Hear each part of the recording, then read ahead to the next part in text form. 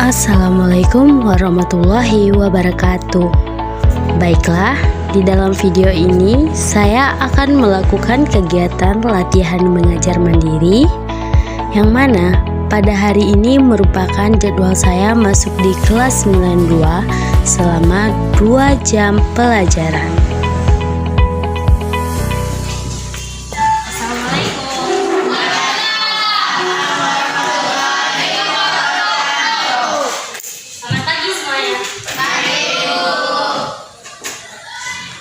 Pada kegiatan awal pembelajaran dimulai dengan membaca doa serta mengecek kehadiran para siswa. Bersiap, berdoa mulai.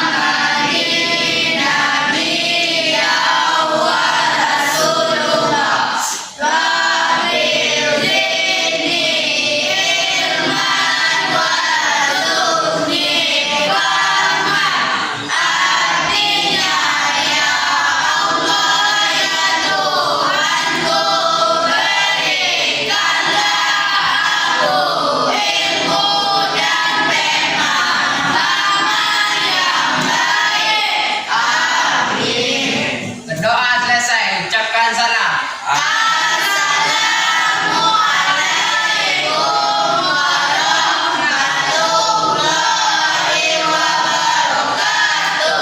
Waalaikumsalam warahmatullahi wabarakatuh.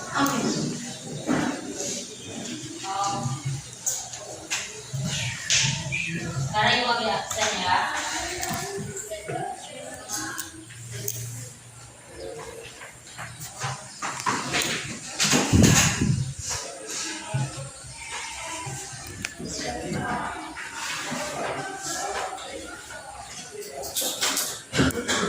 Adrian Syahputra,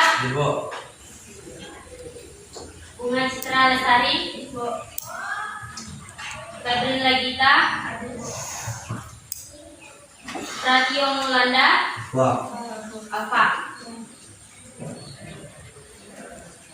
Miska Aulianingsih, Dirbo, Habib Joza, Jeki Saputra, Luna Estia, Martel Aurinda, Miftahul Jana,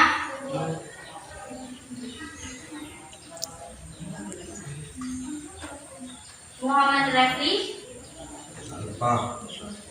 Emang gak hadir dari pagi? Tadi hadir atau enggak? Terus? Cabut. Muhammad Zaki, Radit, Rama Mafira,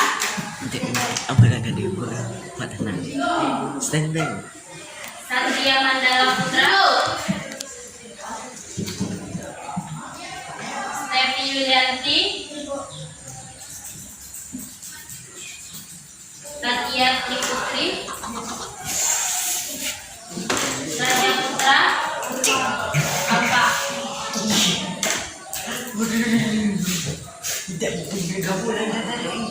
Thomas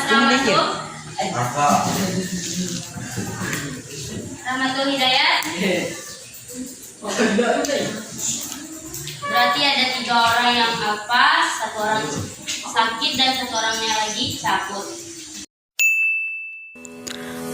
Pada hari ini saya akan menjelaskan materi pelajaran, yaitu tentang mengungkapkan pengalaman atau gagasan dalam cerita pendek. Yang mana materi ini merupakan kompetensi dasar 4.4, yang mana di sini siswa diharapkan untuk dapat menuangkan gagasan atau pengalaman di dalam sebuah cerita pendek. Sebelum masuk ke dalam pembahasan yang baru, saya akan menanyakan kembali kepada siswa tentang materi sebelumnya, yaitu tentang unsur kebahasaan cerpen mengenai majas, dengan tujuan agar mereka tidak lupa dengan materi yang lalu sebelum masuk kepada pembahasan yang baru. Untuk hari ini kita akan melanjutkan pembelajaran kita tentang mengungkapkan pengalaman dan gagasan dalam cerita pendek. Mungkin untuk sebelumnya atau minggu sebelumnya kita akan telah membahas mengenai unsur kebahasan dan cerpen, yaitu yang terdiri dari menggunakan kalimat deskriptif, menggunakan kalimat yang objektif dan atau ekspresif, dan yang ketiga yaitu menggunakan majas. Nah, sekarang Ibu ingin mengetes pengetahuan kalian tentang materi sebelumnya. Sebelum kita masuk kepada pembelajaran yang baru, yaitu mengenai majas. Apa itu majas? Apa?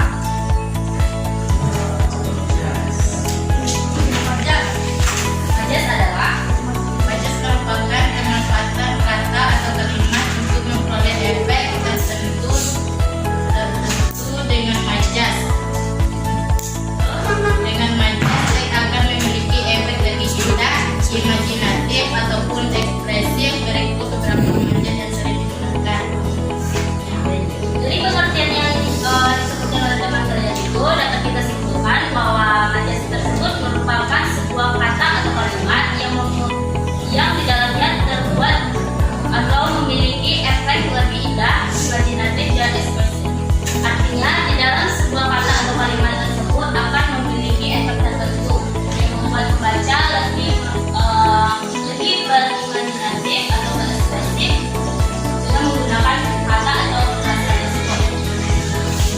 Sampai sini paham tentang pengertian majas? Nah, di dalam sebuah cerpen biasanya menggunakan 9 majas. Dan minggu yang lalu kita telah mempelajari tentang 9 majas tersebut. Coba sebutkan apa-apa saja majas yang digunakan dalam sebuah cerpen. 1. Repetisi, 2. Eufemisme, 3. Intonases, 4. Plenasme, 5. Ekor, 6. Simile, 7. Metafora, 8. Apakah cuma kisah sama bunga yang dicatat? Kenapa yang lain tidak bersuara? Coba ulangi 9 majas tersebut. Lalu Ibu minta pertanyaannya. Repetisi, 2. Eufemisme, 3. Litotes, 4. Pleonasme, 5. Hiperbol, 6. Simile, 7. Metafora, 8. Personifikasi, 9. Ironi. Nah, untuk minggu kemarin kan Ibu sudah memberikan tugas. Ada 5 majas yang kalian cari kan? Contoh majas yang kalian cari yaitu repetisi, litotes, hiperbola, terus metafora, dan personifikasi. Nah, sekarang Ibu minta contoh dari majas repetisi. Coba sebutkan salah satu contoh majas repetisi. Aku pergi tanpamu, aku datang tanpamu, aku memiliki tanpamu, aku mati tanpamu. Selain itu, kita ingat lagi, konsep dari repetisi sendiri adalah sebuah pengulangan kata atau frasa yang ada di dalam sebuah kalimat. Berarti di dalam sebuah kalimat itu terdapat pengulangan frasa atau kata. Nah, dari pengulangan frasa atau kata tersebut terjadilah sebuah majas atau repetisi. Nah, contoh lain dari majas repetisi apa? Apa?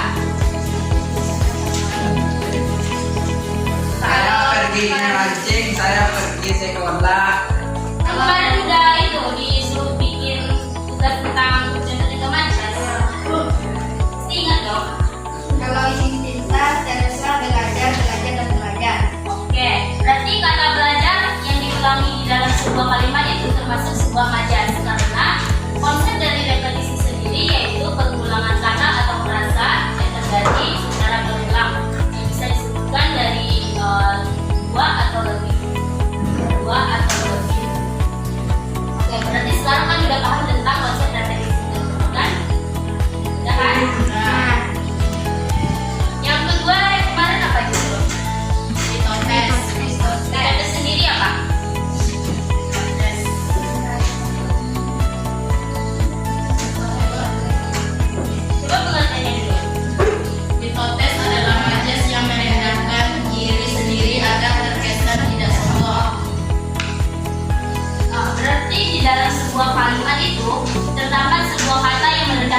seseorang, padahal dia itu sesuai dengan kenyataan yang disebutkan dia itu. Contohnya apa? Contohnya apa? Saya tidak bisa masak enak padahal masakannya enak. Berarti kan dia merendah. Belum tentu apa yang dia masak itu tidak enak, ya kan? Dia merendah. Selain itu ini, saya hanya hidup pas-pasan di kota besar, padahal hidupnya bergelimang harta di dalam kota tersebut. Berarti dia akan merendahkan diri. Berarti konsep dari Arisitoteles itu adalah sebuah frasa atau kalimat dan kata atau frasa di dalam sebuah kalimat yang berfungsi untuk merendahkan dirinya sendiri. Paham? Selanjutnya, hiperbola. Apa itu hiperbola, Habib?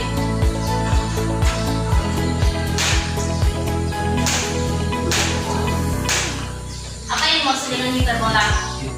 Tidak tahu?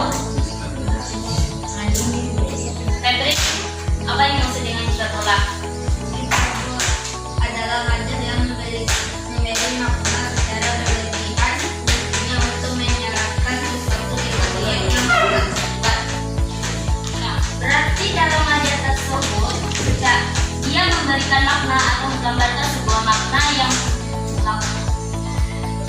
yang secara berlebih-lebihan. Contohnya apa? Menggila pasar. Nah, harga cumi menggila di pasar.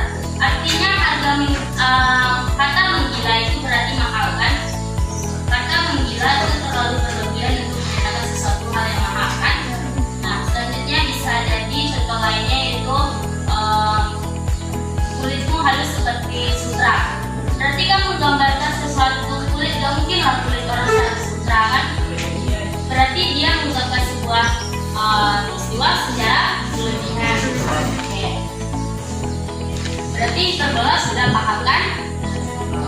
Nah, selanjutnya yaitu tentang metafora, majas metafora.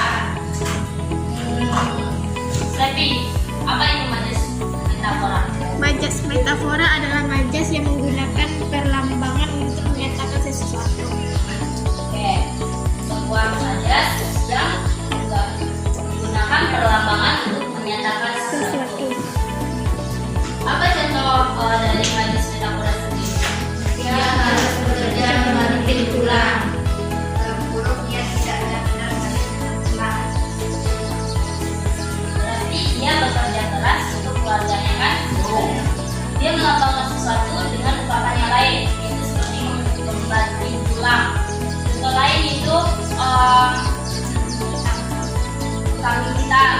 Dalam berteman dengan dia karena dia panjang tangan, kan berarti mengungkapkan hal lain dalam sebuah kata tersebut. Karena pada dasarnya panjang tangan bukan berarti orang yang panjang tangan, berarti orang yang suka mencuri, ya kan? Nah, pada dasarnya majas menggunakan perlambang untuk menyatakan sesuatu. Nah, selanjutnya yang terakhir yaitu majas Personifikasi. personifikasi. Apa itu majas personifikasi? Majas personifikasi adalah majas yang menggunakan benda mati sebagai manusia atau peran. Oke. Berarti sebuah majas yang menggunakan perlambangan atau mengumpamakan sebuah benda mati yang memiliki karakteristik atau sifat seperti manusia. Contohnya apa? Majasnya. Awan hitam melahap langit dengan biasanya. Berarti melahap biasanya apa? Manusia, kan? Berarti suatu benda mati itu awan yang dideskripsikan dan digambarkan bersifat atau memiliki karakteristik seperti manusia. Contoh lain yaitu daun-daun itu menari-nari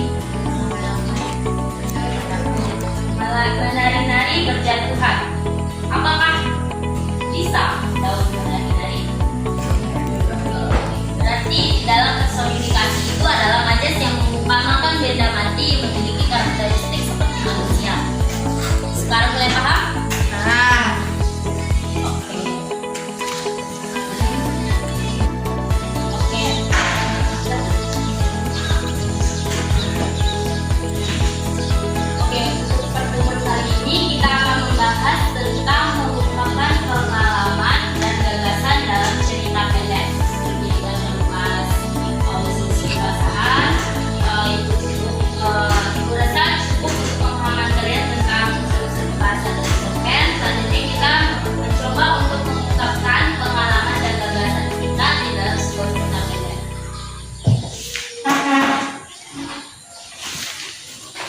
Selanjutnya masuk ke dalam pembahasan pada hari ini, yaitu tentang mengungkapkan gagasan atau pengalaman ke dalam sebuah cerita pendek. Mengungkapkan pengalaman atau gagasan dalam sebuah cerita pendek ini merupakan materi terakhir yang terdapat di dalam cerpen. Setelah mempelajari pengertian, ciri-ciri cerpen, struktur cerpen, unsur kebahasaan, dan masuk ke dalam mengungkapkan pengalaman dan gagasan dalam sebuah cerita pendek.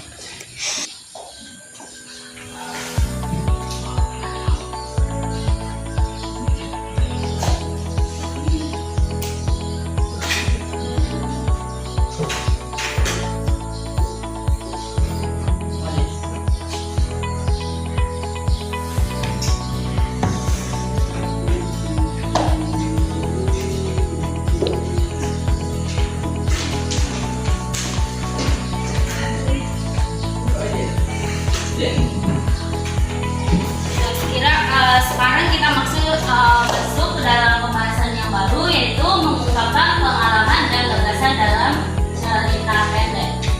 Biasanya setelah kita mempelajari pengertian, struktur, bahasaan, dan ciri-ciri dari cerpen tersebut, kita biasanya disuruh untuk mengungkapkan pengalaman kita dan gagasan kita dalam bentuk sebuah cerita pendek. Artinya masing-masing kalian harus mampu membuat sebuah cerpen yang berdasarkan dari pengalaman ataupun cerita hidup kalian masing-masing. Berarti dari masing-masing kalian itu harus memiliki sebuah cerpen atau menulis sebuah cerpen yang berbeda-beda karena didasarkan dari pengalaman dan gagasan kalian masing-masing. Paham? Paham. Oke. Nah, ada beberapa hal yang dapat kamu dijadikan sebagai referensi untuk menulis sebuah cerpen. Ada beberapa hal yang dapat kamu lakukan untuk menulis sebuah cerita pendek. Yang pertama, kita harus membaca karya-karya dari orang lain, cerpen-cerpen dari orang lain yang bisa dijadikan referensi untuk menulis sebuah cerpen dari pengalaman kita tersebut. Yang kedua, kita harus yakin dengan diri kita bahwa kita mampu untuk menulis sebuah cerpen tersebut. Setelah kita mampu untuk menulis sebuah cerpen tersebut, kita bisa menuangkan ide. Jadi ada 3 hal yang bisa mendasari kamu atau kalian untuk menulis sebuah cerpen. Yang pertama yaitu dari melihat karya-karya orang lain. Yang kedua dari harus memiliki keyakinan dari hati bahwa kita mampu untuk menulis sebuah cerpen. Yang ketiga baru kita menulis sebuah cerpen tersebut. Nah, di dalam cerpen tentu ada sebuah tata cara untuk menyusun sebuah cerpen. Nah, tata cara tersebut terbagi atas 8 bagian. Yang pertama yaitu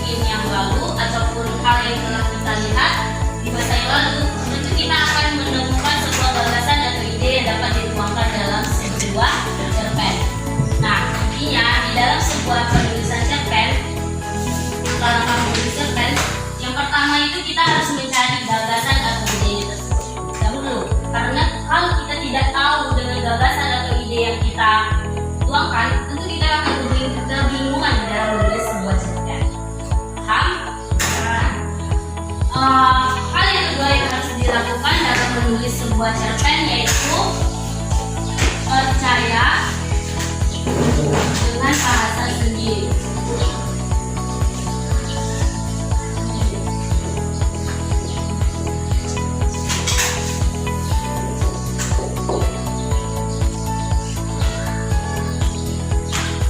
Nah, setelah kita menentukan ide atau mendapatkan ide atau gagasan tersebut, yang tahap kedua yang kita lakukan yaitu kita harus percaya dengan bahasa yang kita ungkapkan dengan sendiri.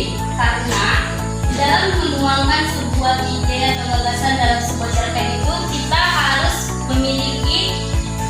yakin dengan bahasa kita sendiri itu bahwa kita mampu untuk menulis sebuah cerpen yang berdasarkan karakteristik dari bahasa sendiri. Jangan dipaksakan. Kalau kita paksakan untuk meniru sebuah karya seseorang dengan menirukan gaya bahasanya, itu tidak akan menimbulkan efek tertentu dari cerpen kita. Misalnya seorang penulis itu memiliki gaya bahasa yang berbeda-beda, tidak bisa disamakan dengan bahasa orang lain. Intinya kita harus yakin, harus percaya bahwa kita bisa menulis dengan gaya bahasa kita sendiri. Paham?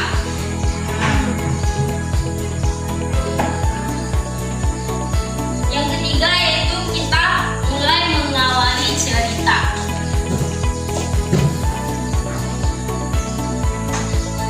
Jelas?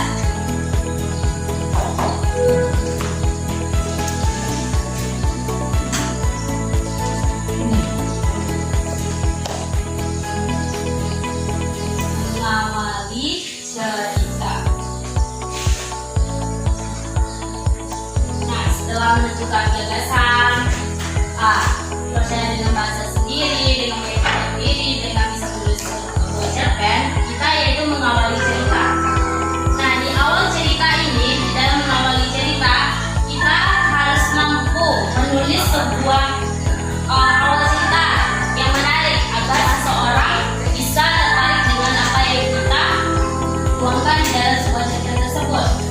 Nah, untuk mengawali cerita tersebut, kita harus mampu untuk menarik para pembaca agar tertarik membaca tulisan kita.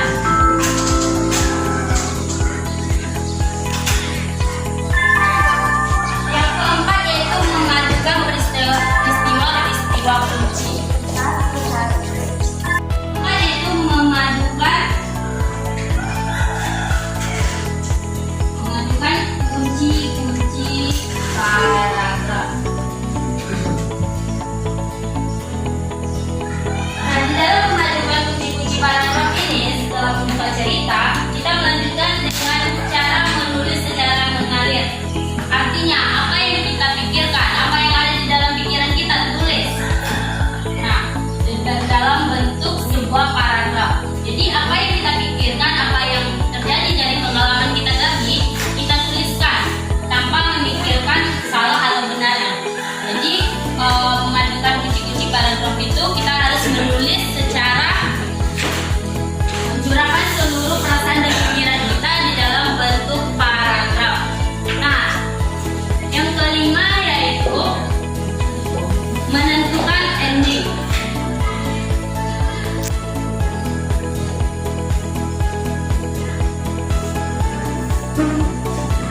Setelah menentukan kunci paragraf, tahap yang selanjutnya kita lakukan adalah menentukan ending. Karena di bagian cerita menentukan ending atau penutup ini berisikan tentang bagian yang dapat menorehkan kesan dari